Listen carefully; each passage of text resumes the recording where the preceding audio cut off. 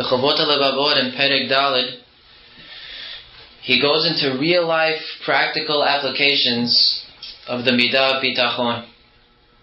He begins by categorizing 2 different places where a person will have to use his powers of bitachon to succeed. He categorizes them as number 1, inyanei olam hazeh, things that pertain to this world, the inyanei olam haba, and things that pertain to the next world. First, we're going to start with the inyanei olam hazeh. Rabbi Dessler in the Mechtav Me'Eliyahu asked the following question: where can we find a truly satisfied, happy person? He says most of us equate happiness with the ability to acquire, which means money. Everyone thinks the way to be happy in life is the money. Whoever has the most money is the happiest. That's 99% of the people's attitudes. I don't know, 99%, but a good percentage of the people. What's going to lead to happiness? Money. And that's why we admire someone who's ambitious. He's a go-getter. He's trying to do. We look at him as, he's honorable. But a person who doesn't have those qualities, we call him a batlan. He's a lazy, good for nothing. He's not running after the money. And the Rabbi Dessler, so to speak, interviews different people, different classes of people in the world, and he says, let's see who's really happy. Let's see if the rich are really happy. Let's see if the middle class are. Let's see who's happy. So he starts off with the ashirim. He starts off with the rich. And he says, on the surface, they all look happy. All the rich look happy. He says, but if you dig a little deeper, and you ask him, is there anything bothering you? He'll start breaking down. And one of the things they'll tell you maybe is, I have, but I'm jealous. I can't over my neighbor. Anything I do, he does better than me. Any party I make, his party's better. Any car that I get, his car is better. Whatever I do, my neighbor does better. Jealousy. Even though he has, it's eating him inside. Or he has a certain desire. He has a ta'ava that he can't satisfy. No matter how much money he has, he can't get it. It's killing him inside. There's money, but there's no happiness. Or he'll have some people, maybe they'll have a family problem, they'll have a child problem, different issues. Money is not necessarily going to bring the happiness. Then he goes to the next class. He goes to the Benonim, to the middle class. And he asks them if they're happy. And they say, well, right now we're not happy. He says, but we know one day we're going to get there. We're working hard, we're saving, we're putting away savings. Eventually we're going to use our money, we're going to retire, we're going to have the good life. But now we need, now we're struggling, but eventually we're going to get there. And these people there's always something's going to come up. They had money saved away, the wedding came up, they had to pay for it. They had money, the bar mitzvah. And they're always going to be trying to wait for that eventual time where eventually we're going to be happy. And it might never come. So if you ask them, are they happy? They'll say, eventually I'll be happy, but who knows?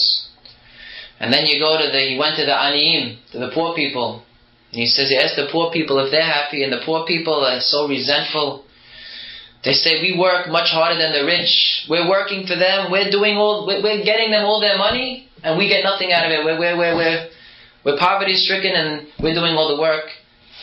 He says, if you go to every class of people, rich, the middle class, the poor, you're all going to find the same response, and more or less, that everybody basically says it's a disturbing conclusion, but no one in life is truly satisfied, and nobody's happy.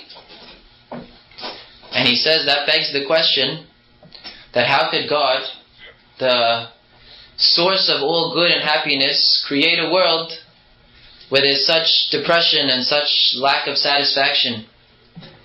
And the rabbi answers and he says, Hashem created a beautiful world, full of simcha, full of satisfaction. The world is great. The world He put you in is great. It's available. It's there for the taking. You could have a great life. You could enjoy every second of it. He says, but what? The kin'ah, the kavod, and the ta'ava, they pull you out of the world. It's your fault. It's your jealousy that makes you not able to enjoy. It's your honor seeking. It's your desires. I want more, I want this, I want that. That's all pulling, it's all causing yourself, you're causing yourself to be depressed. But if you want to live in the world that Hashem has in store for you, you'll be very happy. And this is why the Chazal say, the famous statement, we all know in Pirkei Avot, Ezehu Ashir, Hasomech Bechalko, who's the truly rich man, who's the truly happy person, who's happy with his lot. He's not also rich, he's the only rich man. The definition of rich is to feel complete. And as long as you're feeling lacking, you'll never be happy. The Baalei Musar tell like a joke. They tell the story of a man who fell into depression. And the doctor said, his only refuah, his only medicine is, he has to wear the shirt of a man who's truly satisfied. If he finds a man who's completely satisfied, puts on his shirt, he'll be better. So they went on a mad hunt looking around the world to find the man who's truly satisfied, looking here, looking... No, they couldn't find anyone. He finally found one guy in the top of a mountain. He's sitting out there in the middle of nowhere, and he's truly satisfied, but he didn't have a shirt. He didn't have a shirt. Why? Because possessions don't make you happy. That's not what's going to bring you the satisfaction. So the first thing we have to do, we have to use our bitachon that we've been learning over the past few weeks. We have to use it to combat the horrible midah of kin'ah, of jealousy. Because like we said, the more you're looking at other people, the more unsatisfied you'll feel. How do we use bitachon? We'll see in a minute how we use bitachon to combat this. It says in Mishleh, Shlomo HaMelech writes, Haye besarim lev marpeh urkav atzamot kin'ah. He says the life of a person is his heart, and the rotting of the bones comes from jealousy. Rabbeinu Yonah says, all health in life, all good health is dependent upon the heart. You have to have a good, strong heart if you want to be healthy. And what weakens the heart? Nothing more than jealousy. The doctors say the most dangerous of all health hazards is stress. Stress. Everyone who's not stressed out, everyone's stressed out. This is what causes stress? One thing. Looking at everybody else and feeling pressure. I have to live up to them. I have to do more. I have to work harder. I don't have as much as him. I don't have the house like him. I don't have the car like him. I got to put in more hours, more. And when you're not accomplishing, the stress just keeps building and building. And the demands get higher and higher, and you can't produce. That causes stress. And it causes sickness, lo aleno, to a person's heart, to the point of physical illness. If a guy wants to go on a diet, he wants to protect his heart, he cuts down on cholesterol, you're much more better off cutting down on your jealousy. Cutting jealousy will heal you much more than your cholesterol level. There was a funeral for a man, a wealthy man. He lost all his money. He went from riches to rags. And he ended up becoming a collector. He walking around house to house collecting. And one of the speakers at his funeral said, he died from hunger. And Rabbi Yisrael Salanta was there. He was in the crowd. And the rabbi said, no. He didn't die from hunger. He died from jealousy and honor. He couldn't bear it. He couldn't bear walking around with other people having more than him. He said he could have sustained it like others. There's many others who went through a situation. They had a lot, they lost. When we go through difficulties in life, envy makes it much worse than it really is. I'm going to show you right now. I'll give you a proof. But you could have a situation that you're in. It's really not that bad. What kills it? What makes it 1,000 times worse? Envy. Rabbi Tauber brought out a beautiful example. He said, imagine, lo alenu, 95% of the world couldn't have children. He said, would a childless couple be as depressed as they are now that everyone else has children? Would they be so depressed? They'd say, no one has children. There's only a couple of people in the world with children. What's the big deal? He says, so it's not the childlessness really that's causing the major depression, the major problem. What is that everybody else has children and I don't. That's the main, it's the envy. The envy is the kill. If a person couldn't afford to go away one winter vacation, could lead to a miserable week. Kids are going to go horrible. And the father maybe will go do whatever he can, he'll scrape up, he'll kill himself, we got to go away. Pressure, stress. If nobody else was going away that week, it wouldn't bother you. You're not going away anyway. No one's going away, right? Are you going away this week? Are you killing yourself to go on vacation? Why do you kill yourself? Because everybody else is doing it. It kills us. It kills our whole life, looking around at other people. It says in Kohelet, it says, again, another quote from Shlomo HaMelech. He says, Ra'iti ani et kol amal ve'et kol kishron ha'ma'aseh ki hu kenat ish mere'ehu. I looked around the world, I saw all toil, all of human endeavor, everyone killing themselves all day long. What is it for? One thing. Because again, there's the wisest of all men. It's all jealousy. That's all it is. All the hard work, everything is all stems from jealousy. Many Ashkenazim, they go away in the summer to these upstate New York. There's bungalow colonies. I don't know if you ever saw any of them. I passed by them a couple of times. And the accommodations, doesn't look so luxurious. But they love it. They wish they could be there for 2.5 months. They wish they could be there all year. They love, they can't get over. They're talking about it all the time. We can't wait to go up to the country. And really, the living condition looks horrendous. There's the little bungalows. They're teeny. They must have 9 kids packed in that little thing. They have 2 bedrooms each for each kids. They have 4 kids in one room, 5 in the other. They have a little hole in the wall for themselves, the parents. 1 room, main room for the living room, the den, the kitchen, everything. It's all in one room. And they love it. They're so happy. Over here, if anyone would have it over there, it would be miserable. What is it? How come over there they're so happy? The answer is obvious. Because over there, everybody has it. Everyone in the whole they all have the same house. Since they all have the same house, we don't care. Well, we enjoy it. The Mesilat Yesharim says, if it wasn't for jealousy, everyone would be satisfied with just a roof over your head and some bread and water to eat. That's all I would need. That's all. It's all jealousy. The world runs on kin'ah, on jealousy. Why is hearing impaired any worse than sight impaired? If a guy has a bad vision and he has to put on glasses, does anybody look twice at him? He has glasses, so what? No, next, he has glasses. But if a guy can't hear so well, and he has a hearing aid, all of a sudden everybody, Hazit, he has hearing. What's the difference? They're both, one has a vision impaired, one has a hearing impaired. The difference is, there's many people who have bad eyesight, so we got used to it, who cares? And there's only a few people with bad hearing. It makes no sense.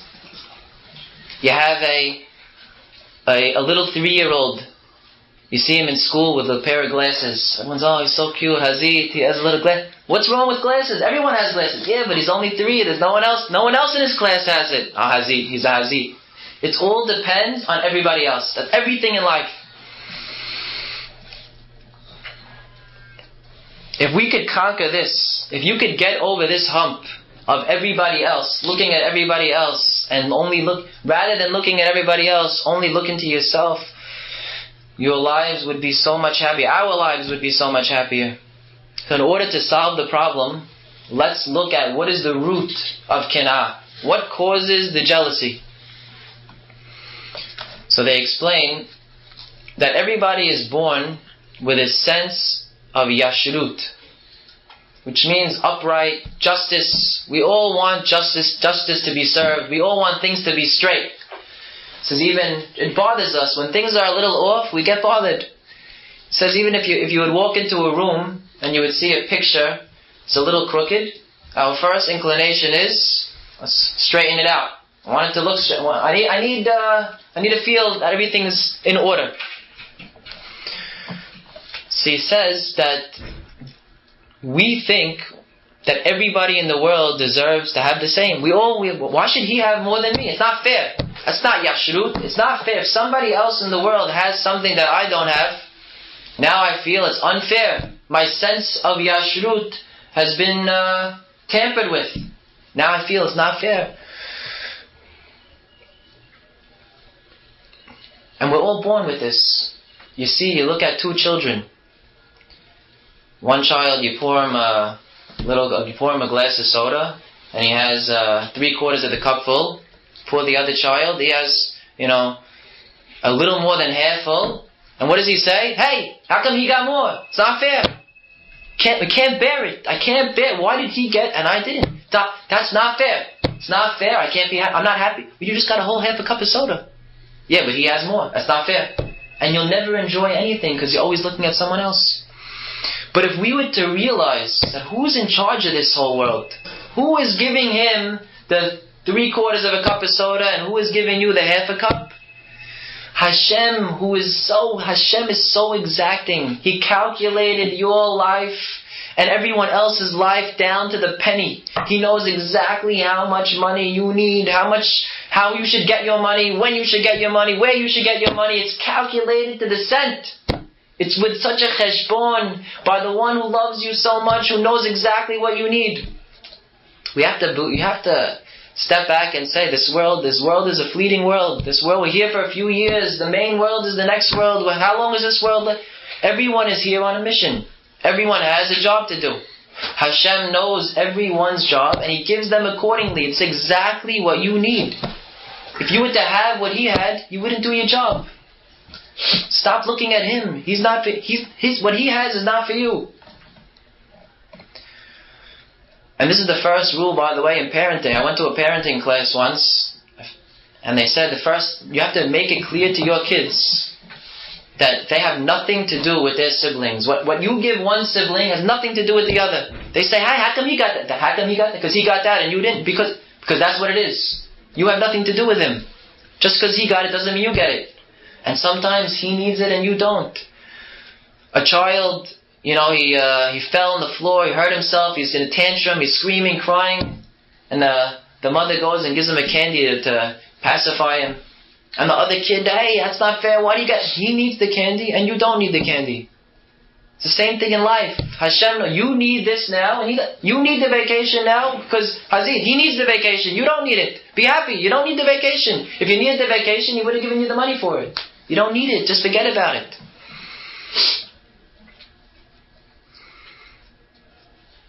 Everyone is living in his own world. This is where the bitachon comes in. Because once you believe that, we're in our own world, Hashem is running my life, He knows what I need, He knows He's giving me exactly what I need, we'll stop looking around, you'll stop looking at others, and you'll enjoy your life much more.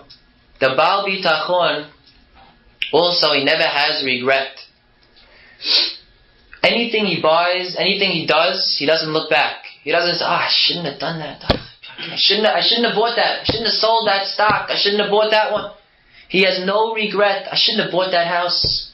I shouldn't have got that. The Gemara says, a heavenly voice comes out and it says that Bayit Piloni le Piloni. This house is destined for that man. And Sadeh Piloni le Piloni. This field is destined for this man. And Isha Piloni le Piloni. And this lady is destined for this man. A lot of people, they're scared to get married. What are they scared about? Because, I don't know, right now I have so many options. They're all open to me. Once I narrow them down, that's it, I'm out now. Wrong. You have no options. There's only one girl out there for you. There's one lady. She's waiting for you. You don't have any other option except one. There's only one. There's one house for you. Hashem has it in store. Don't. And once you have it, that's it. Hashem made it that's the one I chose. That's the one I picked. And be happy with it now, because it wouldn't have happened if it wasn't meant for you. You'd save a lot of divorces like that. But besides for jealousy, there's another thing that the world runs on. The world also runs on kabod, on honor. A lot of people, you know why they want money? I want money. I have what I need, but I want money because I love the honor. I see you look around, the rich people, they're always getting honor. Everyone shakes their hands, stands up for them. They're just, I want to be like that. I want honor. Says the Chovot HaLevavot. Take this is ridiculous, he says, first of all. He says the only reason why people honor the rich is because they want some of their money. That's it. They want their money. And you think that if I honor this man, or whoever it is, that maybe one day I'll benefit from him somehow. I'll need a helping hand, and I always gave him honor. He'll help me out. Or he'll share some with me. I don't know how. I know I'm giving him honor because maybe I'll get something out of him. He says, but if Eliyahu HaNavi would come down to you and he would tell you, I guarantee from now till the day you die, you will not get a penny out of this guy.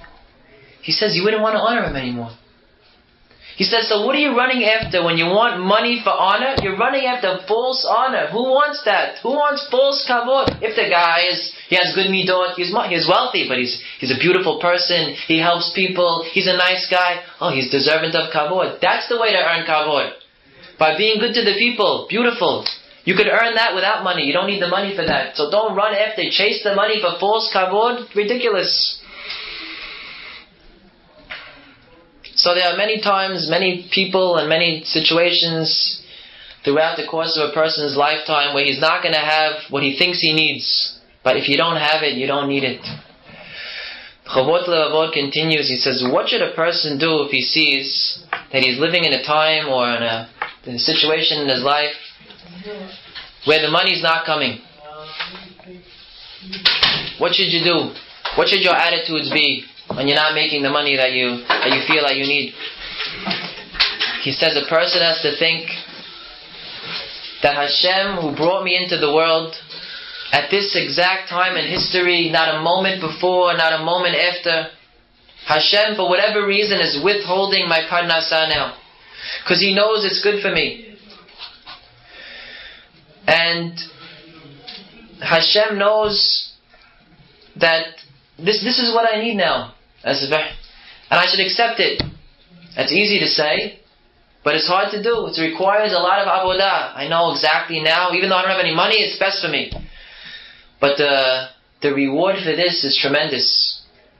The Navi says that if a person has that attitude, when the money's not coming, and he says, Hashem, I know it's best for me. I know you're in charge. I know you're right next to me. You see me not having the money. You could give me it in a second, and you still don't give it to me. And you say, Hashem, I know that's the best for me.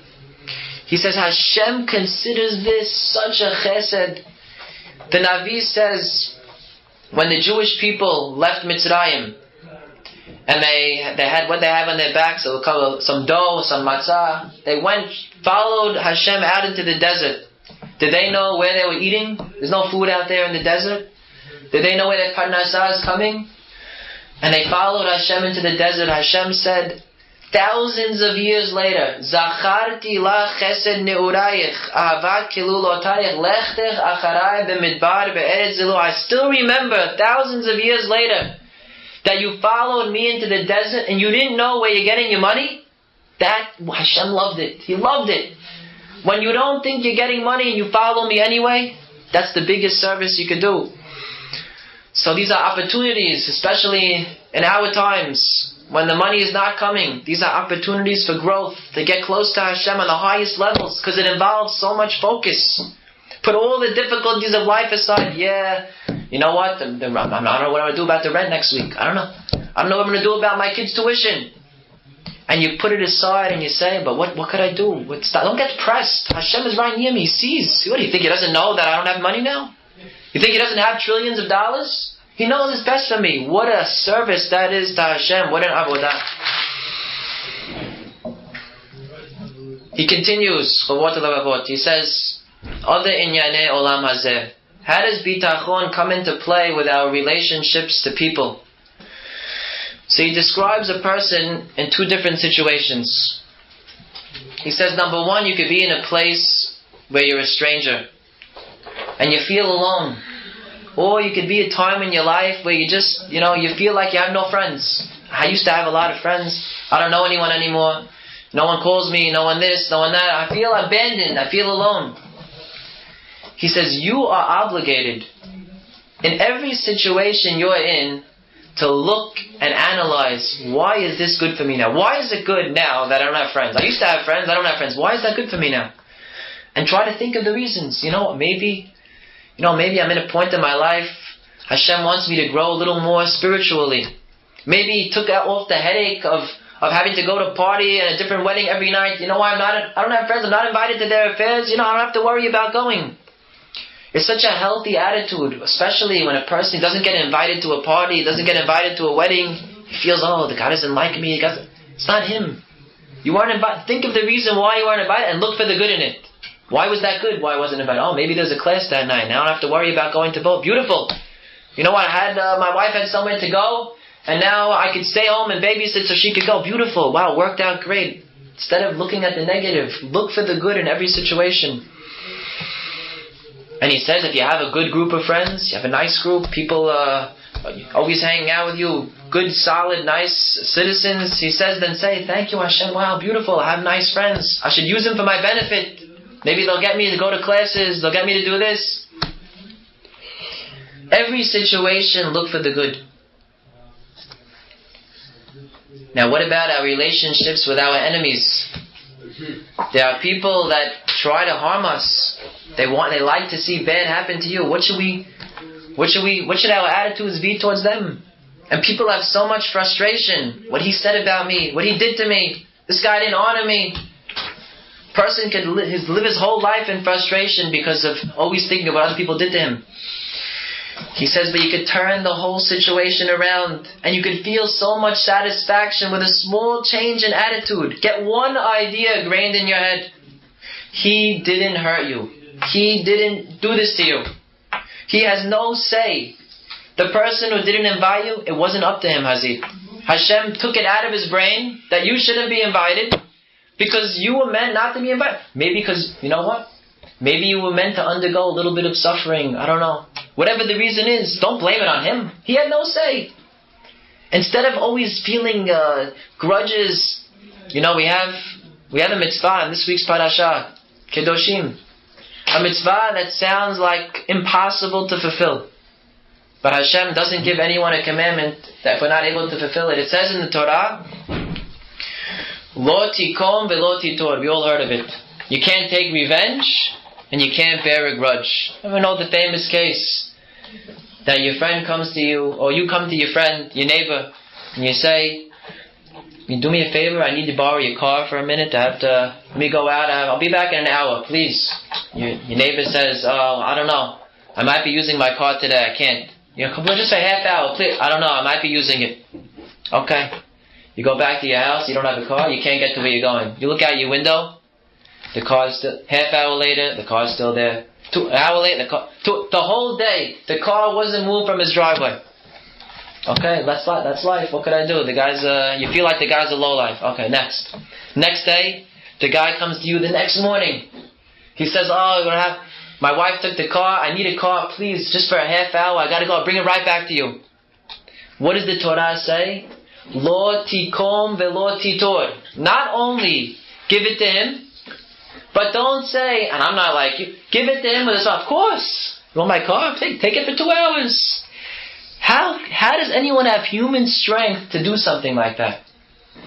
There's only one way. Yesterday, it wasn't him who told you no. He has no say. Hashem said, you are not getting a car. I don't care what you try to do. You can't get a car. You go to him, I'm going to take it out of his brain not to give you the car. If you have that attitude that everyone in life is a puppet, all he is controlled by God, God didn't want you to have the car, then the next day, okay.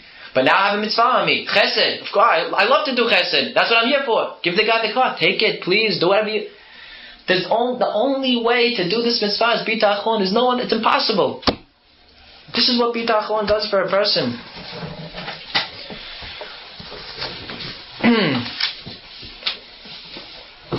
And the practical advice to accomplish all this is only through regilut. Training. It requires training.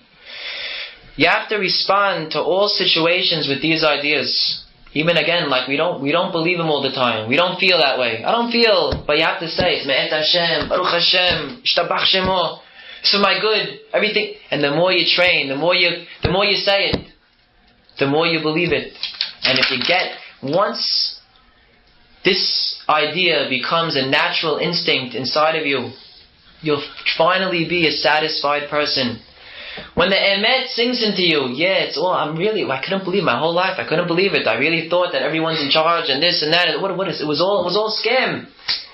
Hashem is running the world. He loves me. He's doing it. Once you get that idea ingrained in your head, that's the satisfied person in life. The next part that the Chovot Labot deals with is how do we have bitachon, he says, in inyaneh ruchaniyut. In our spiritual life, where does bitachon come into play? He says that you need bitachon to serve Hashem properly. In mitzvot, all mitzvot that you do, ben adam lamakom. Well, where does it come into play? So first, he explains where it doesn't. If a person wants to do a mitzvah, he needs 3 things before he does any mitzvah. What are the 3 things? Number 1, you have to make a decision. I want to do the mitzvah. Number 2, you have to make preparations to do the mitzvah. And number 3, you have to actually do the mitzvah. For example, a guy says, I want to go to shul tomorrow to pray shacharit. He made a decision. I want to go to shul tomorrow. That's part 1. Part 2, preparations. Set the alarm. Make sure you close around. Make sure you have the means to get there. Make sure you have a car.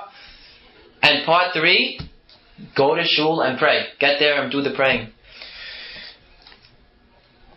He says that in the decision-making part 1, am I going to shul tomorrow or not? There's no room for bitachon. Never say, people make a big mistake in life. Bitachon, I shall put it in my heart. Wrong.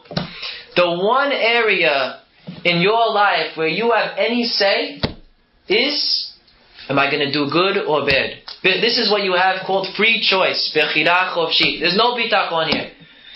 Hashem left this one up to you. Am I going to go to the class? Am I not going to go to the class? Am I going to shul? Am I not going to shul? Nothing to do with Hashem. It's all up to you. And sometimes we mix up our priority. We mix up where we have free choice and where we don't. Because in the other areas of life, in our businesses, in our money, all that's all predestined. That's all written down already. The one area we have the choice, he says, here's a mashal. Imagine you had a business, as a father, you had a business. And the business had 2 parts.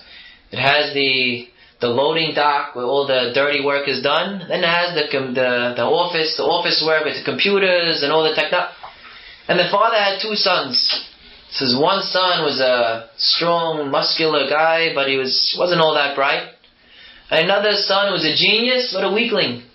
Just imagine the father would take the weakling son and put him in the loading dock, and he takes the muscle man and puts him in the office. He's ruining his business. He says sometimes it's the same thing with us. We have 2 parts to our life. We have our body and we have our soul, our neshama. What's our neshama? Our mind, our heart, our thoughts. So sometimes we put all our thoughts and all into the wrong business. We go to work, we put all our focus, all our mind, everything. You have no choice over there. That's predestined. You just got to put in your hishtadlut and next. And then we come to the spiritual where you have all to say. That's all you have. That's the only place you have choice. And we come to the class and sometimes we bring our bodies. We sent a muscular son there, we have body. But where's your brain? Well, I don't know. We're not thinking sometimes. You go to shul, we send our bodies to shul, we're praying, blah, blah, blah, blah, blah, blah. But where's the mind? That's where you should be putting your mind on. That's the focus. So in part 1, in the decision-making process, there's no bitachon. No bitachon. It's up to you. In the other parts of, am I going to get there? Is my car going to be available? Is the alarm going to go off? That's not up to you.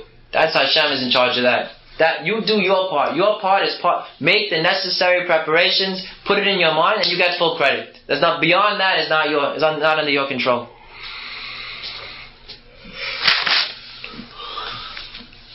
Continues. Chovot Lavot now compares and contrasts how bitachon works in this world and the next world. He says in this world, we never know if we're making the right decisions. You don't know. Your guy goes into this business, it could prosper, could not. I went and I made this the deal, this, I don't know, no idea what's going to be good for me. I try. He says, but in Avodat Hashem, in Olam Haba, in Ruchaniyut, you know exactly what to do. We have a Torah, we have a Shulchan Aruch. There's no question for doubt. It's beautiful. Hashem outlined exactly what you need to do, commanded you to do it, and promised you a reward. Sometimes in Inyanei Olam Hazeh, things appear to be good. It looks like a good deal. Turns out to be horrible. But by Avodat Hashem, if you're doing what you're supposed to do, regardless of the outcome, it's an automatic success. You don't need to see results. Just do it. Just follow the rules. Whatever comes out is none of your business. Doubt in life causes depression also. I don't know what I'm doing. I don't know this. Should I do this? Shouldn't I do that? That's all depression. When a guy knows exactly what to do, I know I'm a happy person. I know I made a decision. I know it's the right decision. Next, move on. Don't look back.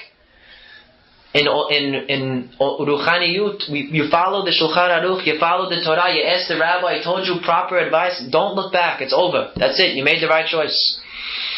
And this should be a soothing thought. We know exactly what we need to do in life. And you can feel good that you did that Ratzon Hashem. You don't always have to worry what happens later. Another very important chelek of bitachon, very important in our Avodat Hashem, is that when you do a mitzvah, your only mindset should be that you're doing it to get closer to Hashem. I don't do mitzvot for kavod. I'm not learning to become knowledgeable and powerful and rule over people. And it's a natural tendency of a person, when he does something good, he wants people to notice. I want people to know. I want people to see when I do good. But the Baal Bitachon says, I'm not doing it to impress him. I'm doing it to impress Hashem. I know Hashem is watching me. I'm doing the mitzvot for Hashem. I'm not doing it for him. And when a person does mitzvot in a secretive, he does it in seclusion, he does it without anyone looking, he's not only being a humble person, he's being a boteach by Hashem. Hashem promised me reward for this. Hashem knows what I'm doing. I don't need to show anyone else. And he can master one of the hardest things in life. Be sanua with Hashem your God. It's a tremendous madrega. I always want to be noticed. Even when I was younger and I started learning, I was in the shul. One time late at night, and the rabbi walked in. I was so happy. Wow, the rabbi saw me learning. I felt so good, Or a guy does a good, nice act, and somebody saw him do it. Oh, that's not the right way. We don't do it for other people to be impressed. You're doing it for one reason only. I'm doing it for God, and God sees me. That's all I need to know. This is very important in husband and wife relationships. A lot of times you're going to be asked to do a favor. Your wife's going to ask you, do a favor. Do me a favor. Go do this for me. And you come back and you're waiting for some credit. I did this. Where's my thank you? Where's my this? Where's my that? And I feel underappreciated. Why? You know what I do for you? You're not doing it for her. Hashem gave you a commandment in the Torah. He says, "V'halachta b'dracha." Follow me. I do chesed, you do chesed. You're not doing it for her. You're doing it because I told you to do. And when you have that attitude, I'm going to the store now. You make L'Shem Yichud. I'm here by going to the store to buy my wife a present now, to give this for her, because Hashem commanded me to, not to impress her. You come back. If she says no, not one word, no thank you. Beautiful. More credit. I don't need your thank you. I'm not doing it for you. I'm doing it for Hashem. It's beautiful. It saves you so much. People can't handle when they don't get the thank you. Of course, everyone has to say thank you. This is not. You should say thank you. But if you don't get the thank you, don't feel bad. That's not. It's better for you. Better. I don't want the thank you. I'm not doing it for you. I'm doing it for Hashem. And the more hidden you are, the more they say there's a rabbi called the Alter from Slobodka. He was from one of the most hidden people in the world.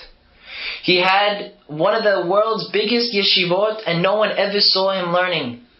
He was always quiet. He was always hiding. If you go through the records of the yeshiva, you won't find his name on one document. He wanted to accomplish and disappear. The boys in his yeshiva, they used to learn late at night. And there's the rabbi's wife, he's lived right next door to the yeshiva. She invited the boys over for some cake and coffee and tea at night, to give the boys a boost. The boys walked in at 11 o'clock at night, and they started eating, and one of the boys made a little loud noise. Another one, shh, the rabbi's sleeping. And the wife, she couldn't bear it anymore. She said, you think my husband's sleeping at 11 o'clock? He's up all night learning. You think he's sleeping? But the rabbi convinced his own students that he's sleeping. Do it in quiet. I don't need to let everybody know that I'm up all night learning. Why do they need to know? And the Chazon Ish says, he told his students, whatever you do, b'tzin'ah, any mitzvah, anything you do in private, you'll have much more heavenly help. Listen to an amazing Gemara in Masechet Avodah Zarah. Blows your mind away. There was a story of a rabbi. The rabbi's name was Rabbi Hananya ben Teradion. And he went to visit Rabbi Yosef ben Kisma. It was a time there was decrees against the Jewish people. And this rabbi, Rabbi Hanina, was teaching Torah barabim. At a time where his life was on the line. Teaching Torah in public. And he went to visit a rabbi. And he asked the rabbi, Rabbi, what's my status in Olam Haba? Am I going to go to Olam Haba or not? And the rabbi asked him, tell me some of your deeds. What do you do? And the rabbi said, I'll tell you one thing that I did. He says, many years ago, I had some money, some charity money and my regular money. And they got mixed up. The monies got mixed up. And I didn't know which was my money, which was the charity money. And I gave it all to charity. The rabbi said, if that's the case, I wish I'm next to you in Olam Haba. That's the end of the Gemara. So the rabbis asked the question, this rabbi is teaching Torah in public to hundreds of people at a time where his life's on the line, and this is what's getting him to Olam Haba? And the rabbi, the other thing, we're not impressed. The rabbi didn't even say it. I'm teaching Torah in public. He said, no, I mixed up the charity money. And the rabbi said that Rambam says, because when you're teaching Torah in public, there's a little bit of, who knows, maybe you're getting honor. Everyone sees you. But if you took the tzedakah money with the regular money, no one knows about that. No one knew that? Yeah, that's Olam Haba. That's it. You do something in private, there's Olam Haba. It's a big madrega, but everyone should have something in their life that they do that's just between them and Hashem. Whether it's chesed, learning, that no one else knows about, tzedakah. Bitachon is so important because it gets right to the point. Nothing else matters. I'm not in control anyway. It's like taking a shortcut through life. Imagine you have a guy waiting online at the DMV. The line, sometimes 3-hour line. And he has something for 10 seconds. I just want to go one thing. I just want to cut through for 1 second. That's what bitachon is. It just cuts through all the tape. Forget about all the garbage. Let's get right to the point. The Baal bitachon is living in a world of emet. He does not bothered by comments from other people. They don't affect him. I don't need their approval either, of course. Not because he's arrogant, because he doesn't need approval from others. This class, we're ending the class now. This class is meant to be an inspiration to go delve more. Delve more yourselves now. Go look into the bitachon books. And there's no end. There's no end to how high you could go in this area. It's endless. Just 2 hours ago, someone that I learned with a couple of years ago, bitachon. He called me a couple of hours ago to tell me a story that I will end with this that happened to him today. This man was, and he's been in the last 2 years, forget about it. He went from book to book. He must have read 6-7 books on bitachon. He told me maybe 2 months ago. He said that he's a little bit in, his business wasn't doing well at all. And he said, I'm not losing any hope. I'm not trying anything else. This business, we learned, he said, you told me that as long as it's a normal way of making money, I don't have to do anything abnormal. I'm keeping it. I'm staying. I'm not putting in any more extra hours, not any less. Whatever I always did, I'm doing. I'm moving on. And he said, I have bitachon. That's all I'm relying on is bitachon. Okay? Now he comes to me today and he says, I have a beautiful story to tell you. He says that this Friday, he needed a certain amount of money, a lot of money by this Friday. And he says he only has 2 sources of income. He had nothing, maybe he had nothing in the bank, I don't know. He has 2 sources of income. One is the type of salary that the guy couldn't get paid. There's no way he's getting paid by this Friday.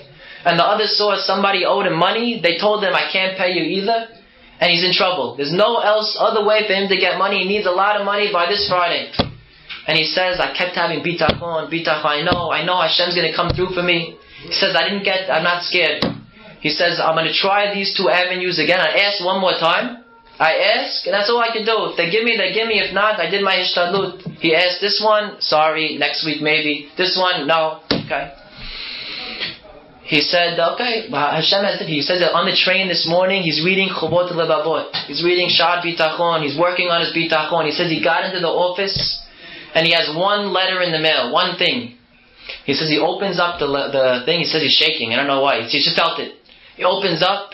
He sees a check for the exact amount. Maybe he says a couple of dollars off of a large number of money. Exactly what he needs by this Friday. And who's it from? He said he made a deal maybe in real estate 2 years ago. The guy never paid. He totally forgot about it. Totally forgot about the money. Had no idea. And the money shows up this day. He says this is candy. It's candy from Hashem. He kept his bitachon. He says it's all the sweeter. It's so sweet, he says. He says it was all worth it for this moment. He says he walked around the whole day with a smile on his face. It was all worth it. This is the space of the bitachon. Bezrat Hashem, we'll work hard. We'll reach these levels. And Hashem will only shower us with barakah. Amen. Amen. Wow.